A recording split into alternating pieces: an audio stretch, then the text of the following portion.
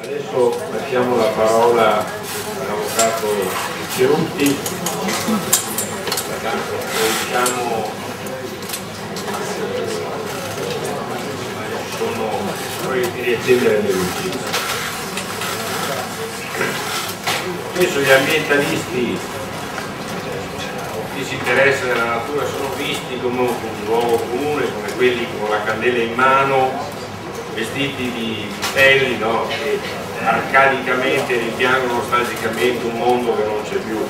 Qui invece il tipo di relatori che sentite chiaramente non è questo tipo di ambientalismo che si ripresenta qui. Ha detto l'architetto del Filippo, siamo di fronte a un ambiente antropizzato, noi non abbiamo l'idea di creare dei santuari. La nostra cultura veneta, che proviene dalla Repubblica Serenissima di Venezia, è sempre ricorsa a un importante lavoro dell'uomo per salvare l'ambiente e renderlo compatibile e preservarlo. Quindi io penso che tutta la nostra linea di questo convegno, dei relatori che ci sono, non sono per una, non voglio neanche prendere la vostra intelligenza, sono per un ritorno così a un Eden, è per la valorizzazione migliore e la conservazione migliore possibile di quello che c'è. Non è che l'uomo deve andarsene o non mettere mano, deve mettere mano con intelligenza.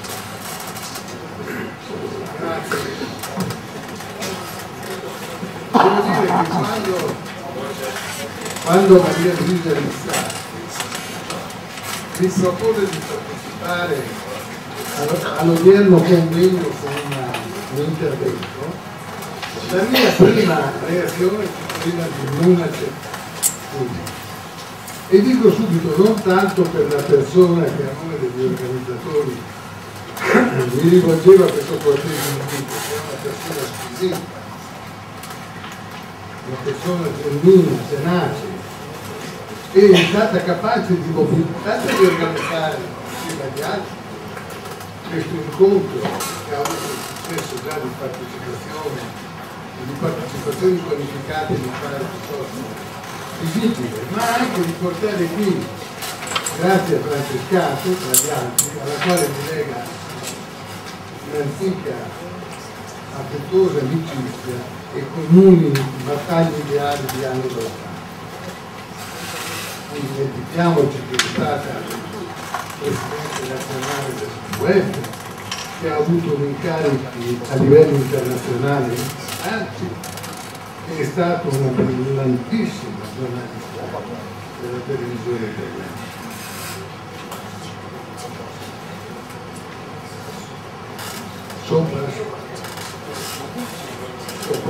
Grazie, scusatevi. Dicevo, non tanto per la persona che mi invitava, ma piuttosto perché mi sembra di assistere, dopo alcuni decenni, sempre allo stesso film, di dover ripetere sempre le stesse cose ad una platea che non è certamente quella dell'incontro di oggi, ma una platea prevalentemente appiattita su posizioni culturalmente arretrate. Mi pare che il professor Mondesani abbia fatto un ritratto sconsolante su posizioni culturalmente arretrate, clientelari e refrattarie all'interesse pubblico, pieno di contraddizioni, perché anche qui in Polesine, se voi parlate con gli esponenti politici e amministrativi del Polesine, vi parlano in termini entusiastici del delta del Po e delle prospettive del delta del Po, ma poi autorizzano tutto quello che distrugge le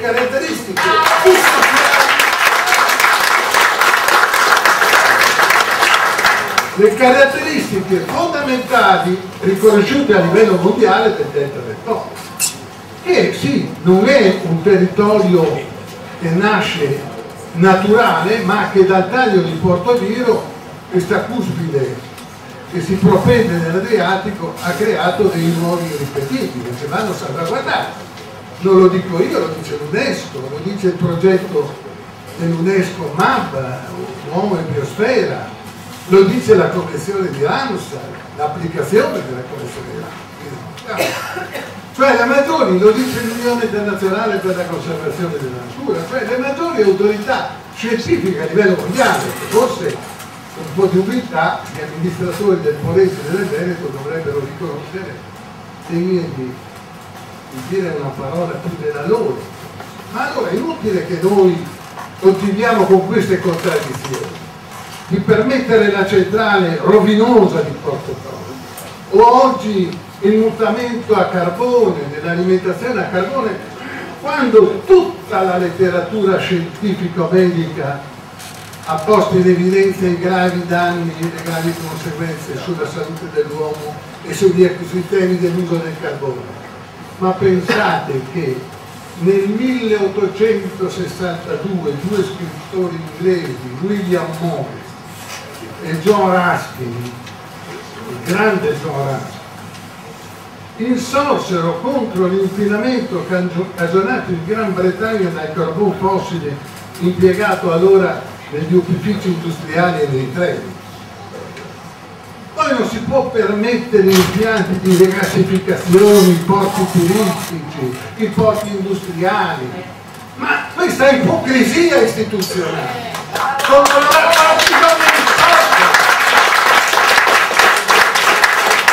la quale bisogna insorgere, perché è una classe dirigente, ripeto, indegna di governare questa provincia e questa regione. E direi che il giudizio va equamente diviso a destra e a sinistra.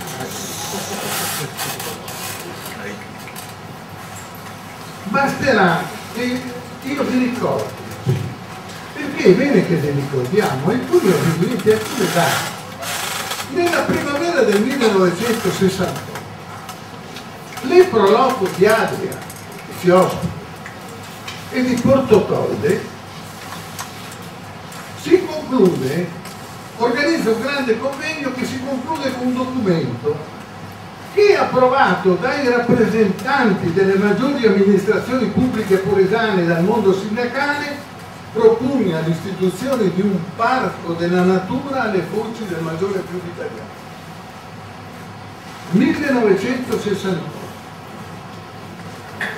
In netta contrapposizione con questa mozione, negli stessi anni, quasi nelle stesse settimane, col favore della classe dirigente polesana, con il favore e la spinta propulsiva del Ministero dell'Agricoltura e delle Foreste, consuma il delitto ambientale del prosciugamento delle valli da pesca dell'isola della Donzella di fronte alla sacca di Scaglari, esattamente là dove il convegno indetto nel 68 dall'Eproloco di Adria di Portocolde indicava la prospettiva di un'area protetta. Queste sono le contraddizioni laceranti. Non solo, ma tra la fine del 70 e l'inizio del 71 prende corpo la realizzazione della più grande centrale termoelettrica d'Europa. Sapete dove? Sempre nell'isola di Polesi dei Camerini, cioè nel cuore del delta del Po, dove si doveva istituire, secondo i rappresentanti della provincia di Rovigo e secondo le Proloco di Adria di Portocolde, si doveva istituire un'area protetta. A ciò notare il presidente dell'Enel del tempo, l'avvocato Di Cagno, disse testualmente: andiamo nel Polesine perché ovunque ovunque proponiamo una centrale termoelettrica a petrolio grezzo siamo cacciati a pedate. Qui la classe dirigente del tempo e la classe del mondo sindacale ha accolto a grande, mi dispiace dover ricordare una persona che non c'è più, ma verso il quale non nutrivo e non nutro grande considerazione politica, l'onorevole Bisaglia, il quale qui venne a dire che avrebbe portato una grande conquista realizzando la centrale di Porto. Ovunque siamo cacciati a pedate, bloccato di casa.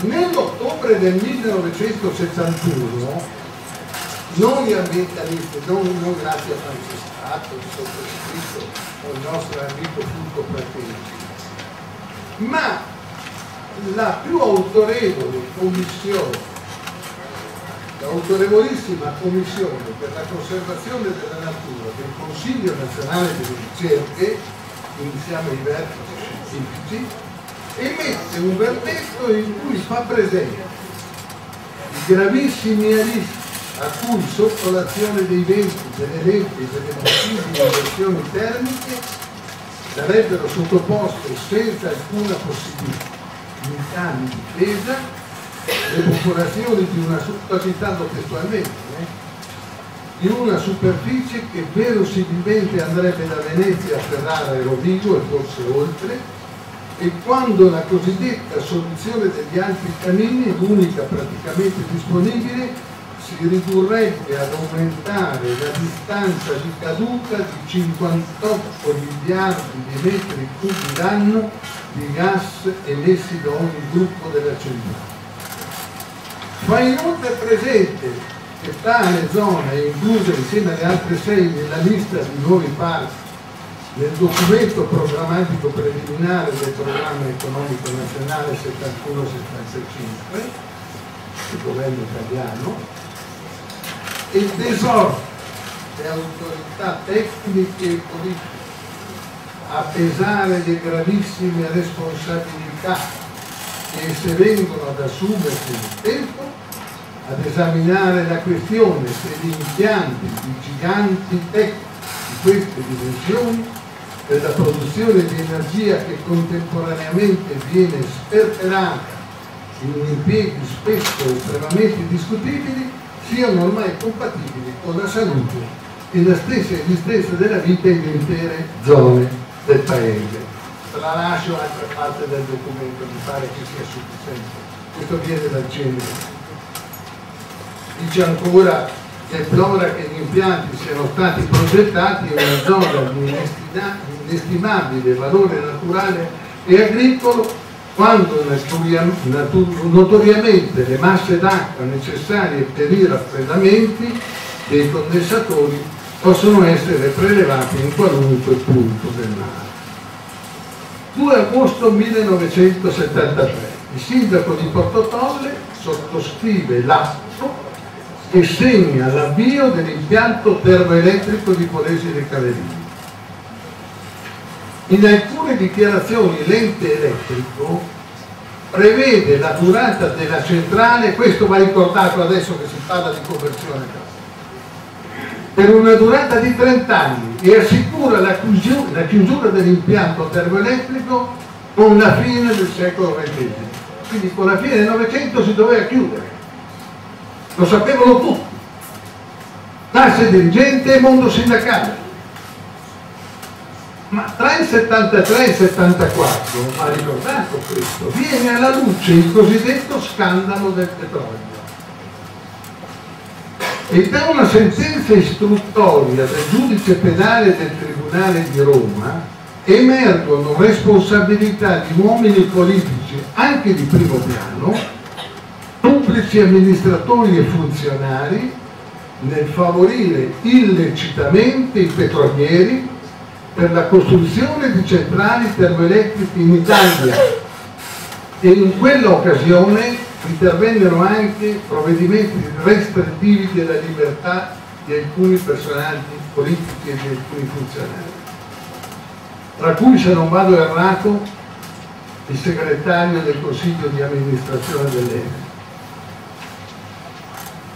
L'opposizione è stato già ricordato da Bondesan e anche da altri, e l'opposizione in quegli anni fu esercitata da isolati uomini politici, molto isolati in tutti i partiti, e da Italia Nostra, quei 3 convegni del 68 a Comacchio, del 70 a Pomposa e del 72 a Rovigo. Nell'estate del 1987, quando fui eletto deputato, assunsi l'iniziativa di invitare un gruppo di qualificati esponenti del mondo scientifico e professionistico italiano a partecipare a una riunione del Parco Nazionale d'Abruzzo, che avesse un significato anche, il Parco Nazionale insieme a quello del Gran Paradiso più antico d'Italia, per gettare le basi di una proposta di legge generale sulle aree protette terrestri e marine che, dopo successive elaborazioni, presenterò io alla Camera nello stesso anno, 1987, un'adesione di 37 deputati appartenenti a quasi tutti i gruppi parlamentari. Mi pare che siano rimasti estranei soltanto l'Union Valdôtaine e la Sud Tiroler Prosper. Tutti gli altri aderirono. Quel progetto prevedeva che anche il delta del Po, come già nel disegno di legge Martora del 1980, di iniziativa governativa, anche il delta del Po fosse un parco nazionale.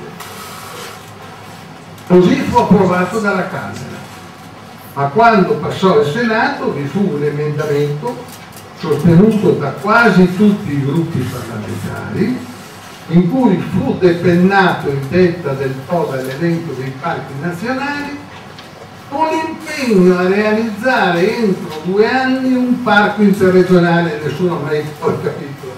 Anche in consulta abbiamo impiegato 11 anni per non capire che cosa sia di diverso un parco interregionale da quello nazionale, visto che nella nomenclatura mondiale, IUCN eccetera, non esiste questa tipologia di parco interregionale. Comunque si doveva fare un parco interregionale via lo Stato evidentemente, cioè via i controlli più premianti e magari affidando tutto ai comuni, come poi è successo, come è stato ricordato prima, in precedenza, solo i sindaci. Errore gravissimo, non perché i sindaci non abbiano diritto di partecipare a un consiglio di gestione di un parco, ma perché occorrono altre componenti. Occorre la componente scientifica, occorre la componente naturalistica, occorre la componente ambientalistica all'interno di un consiglio di un parco, e non solo un sindaco, perché si tratta di valori e di interessi che vanno al di là dell'ambito comunale. Ebbene, questo termine di 2 anni fu prorogato e devo dire che ho sempre rimproverato, grazie al nostro amico Edo Ronchi, quando è stato ministro, di non aver avuto la necessaria fermezza, lo dico pubblicamente, non risparmio nessuno come vedete, la necessaria fermezza di istituire il parco nazionale come avrebbe dovuto, invece cedette di fronte all'asso nella manica di far uscire questo parchetto regionale anche nel Veneto, e poi a quanto pare, mi pare che funzioni, non funzioni a dovere. È un parco, poi pensate che è un parco il quale di fronte alla trasformazione dell'alimentazione della centrale, che doveva chiudere alla fine del Novecento, di fronte alla proposta di trasformazione a carbone non si oppone. Un parco che non si oppone? Ma cosa ci state a fare in un parco? Ma cosa ci state a fare in un parco?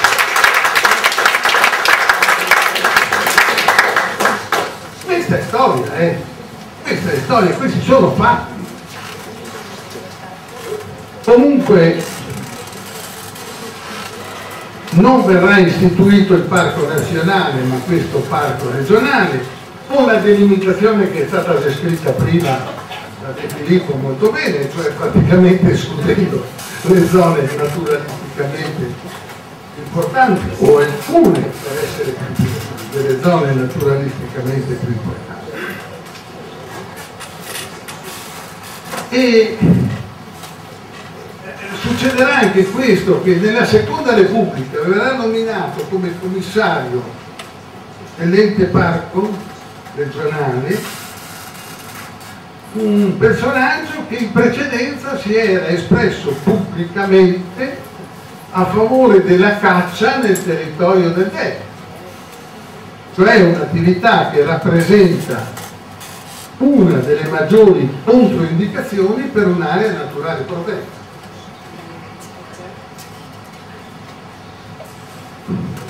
Ho già ricordato che i responsabili politici del parco del Delta Veneto non si sono opposti all'uso del carbone per la continuazione dell'attività della centrale, che essi per primi avrebbero dovuto dire no.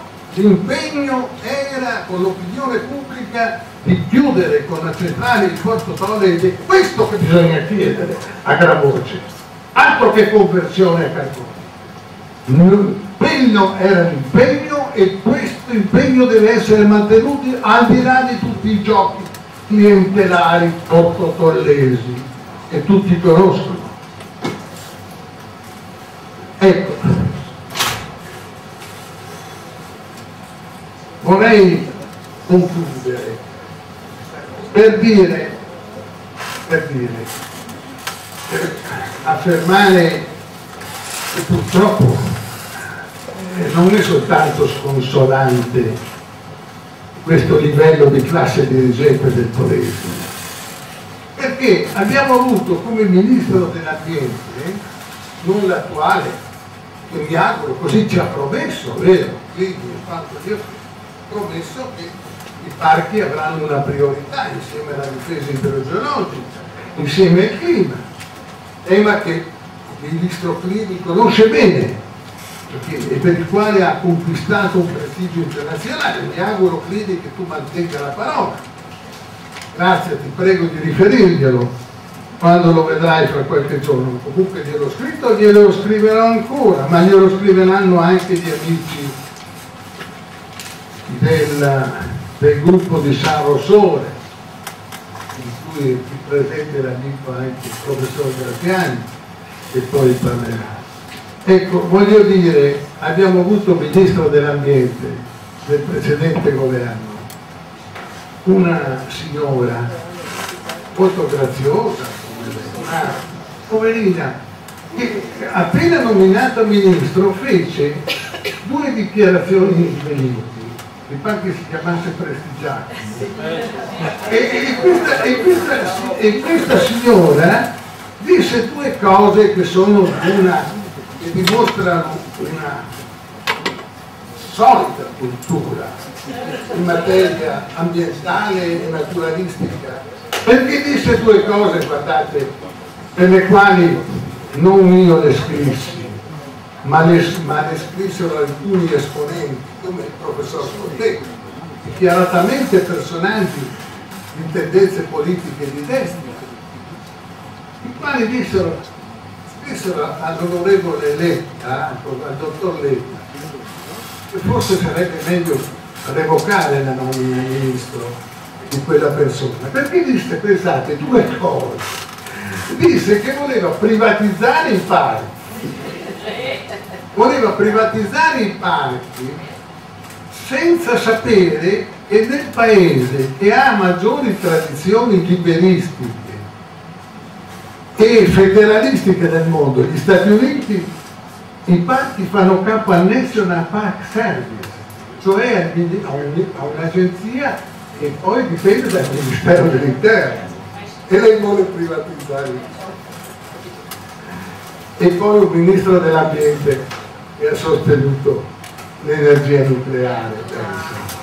È tutto uno spettacolo disastroso e triste. Allora, cara Grazia, io veramente, sei la moderatrice di questo convegno e alla quale vengono affidati i messaggi che noi esprimiamo oggi, credo che dobbiamo pregarti di dire a voce alta, primo di bloccare ogni tentativo nefasto di modificare peggiorativamente la legge 394, che già devo dire anche Franco Bassanini non è che abbia migliorato, vero?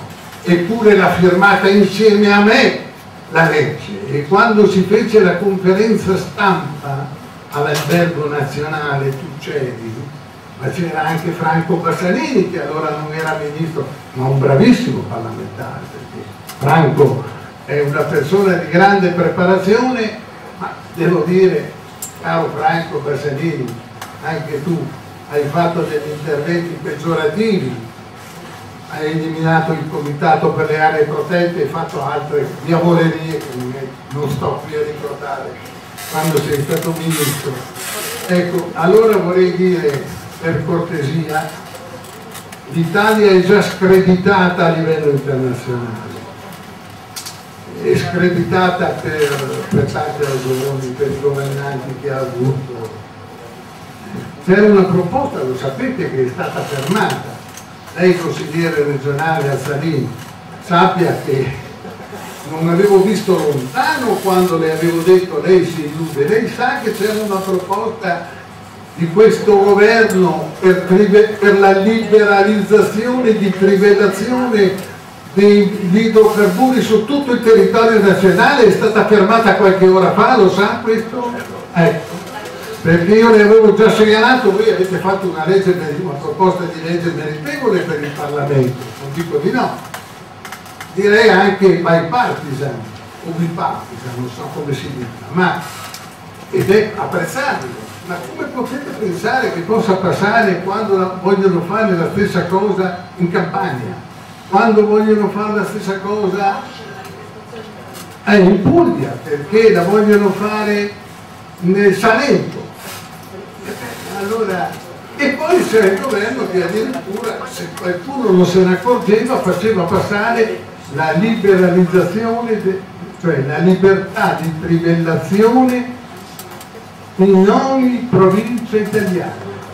Questo dirlo al Polese, ecco, devo dire, su questo è l'unica volta in cui tutta la classe dirigente, devo dire, e sindacale, o perlomeno prevalente, è stata compatta sempre, perché è comprovato che le estrazioni di metano degli anni 50-60 di gas metallifero, di acqua metallifera, ha provocato vistosi fenomeni di subsidenza, forse all'origine anche di alcune alluvioni. Quindi mi raccomando, per cortesia, che non ci siano altre prestigiacomo, magari sotto il nome di professore o di professori, ma cercare di fermare.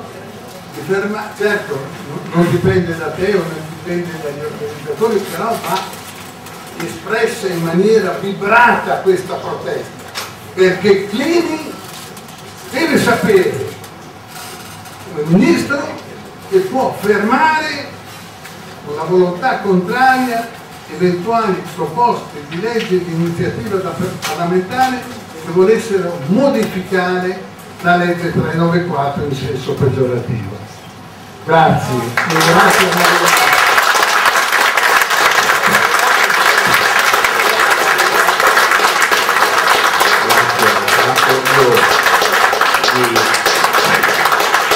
Mi aggiungo, vi prego di continuare l'applauso, perché mi aggiungo all'avvocato Ceruti per ringraziare la nostra organizzatrice Maria Luisa Moscato, a cui dobbiamo l'impegno per la bella riuscita di questo convegno e la presenza di tanti lavoratori.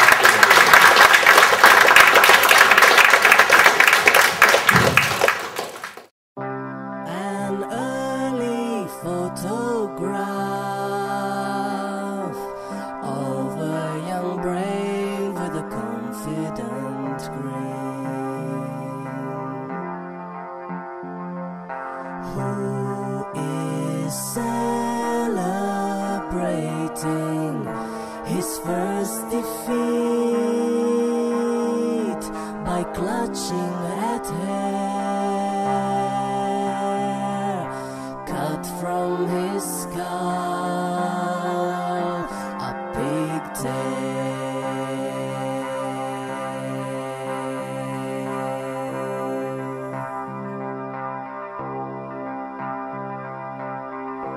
Enter the modern man,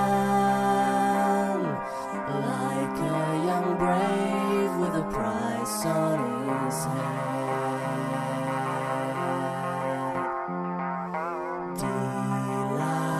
Delilah, say Samson, stick these up your